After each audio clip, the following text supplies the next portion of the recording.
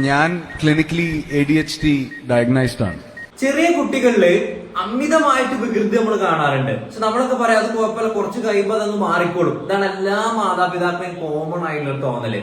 പക്ഷെ നിങ്ങൾ അറിഞ്ഞിരിക്കുന്ന ഒരു കാര്യം എന്താ അറിയോ, ഇങ്ങനെ അമിതമായിട്ട് വികൃതി ഉണ്ടെന്നുണ്ടെങ്കിൽ ഒരു ഡോക്ടറെ കാണിച്ചിട്ട് ADHD എന്ന് പറയുന്ന രോഗാവസ്ഥ ഉണ്ടോ ഇല്ല എന്നുള്ളത് നമ്മൾ കൃത്യമായിട്ട് പരിശോധിക്കേണ്ടതുണ്ട്.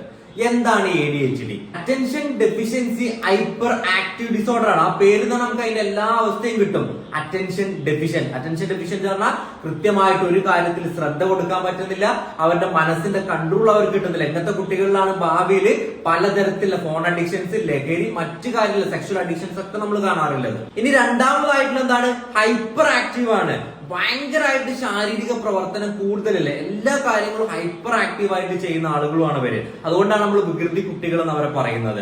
അതുപോലെ തന്നെ നമ്മൾ മുതിർന്നവരിലും കാണാറുണ്ട്. കോമൺ ആയിട്ട് നമ്മൾ നാഡീ വ്യവസ്ഥ, നർവസ് സിസ്റ്റത്തിനെ അഫക്ട് ചെയ്യുന്ന ഒരു പ്രധാനപ്പെട്ട പ്രശ്നമാണത്. നിങ്ങൾ മനസ്സിലാക്കേണ്ട ഒരു കാര്യം എന്താ പറയുക, നമ്മുടെ മനസ്സിനെ അഫക്ട് ചെയ്യുന്ന ഒരു സംഗതിയാണ്. അതുകൊണ്ട് തന്നെ ഹോമിയോപ്പതിയിൽ നല്ല മികച്ച ചികിത്സ ഉണ്ട്. കാരണം ഒരു ഹോളിസ്റ്റിക്കൽ ആയിട്ടാണ് ഹോമിയോപ്പതി ട്രീറ്റ് ചെയ്യണത്. മെന്റലിന് കൂടുതൽ എന്ത് ചെയ്യുന്നുണ്ട്, ഇമ്പോർട്ടൻസ് കൊടുക്കുന്നുണ്ട്. അതുകൊണ്ട് തന്നെ നിങ്ങളെ കുട്ടികൾ ഈ പറഞ്ഞ രീതിയിലുള്ള പ്രശ്നങ്ങൾ, മറവി, അതല്ലെങ്കിൽ ഹൈപ്പർ ആക്ടിവിറ്റി, മറ്റു പ്രശ്നങ്ങളൊക്കെ കാണിക്കുന്നുണ്ട് എന്നുണ്ടെങ്കിൽ ധൈര്യമായിട്ട് നമ്മളെ കോൺടാക്ട് ചെയ്തോളൂ. നല്ല മികച്ച ചികിത്സ ലഭ്യമാണ്.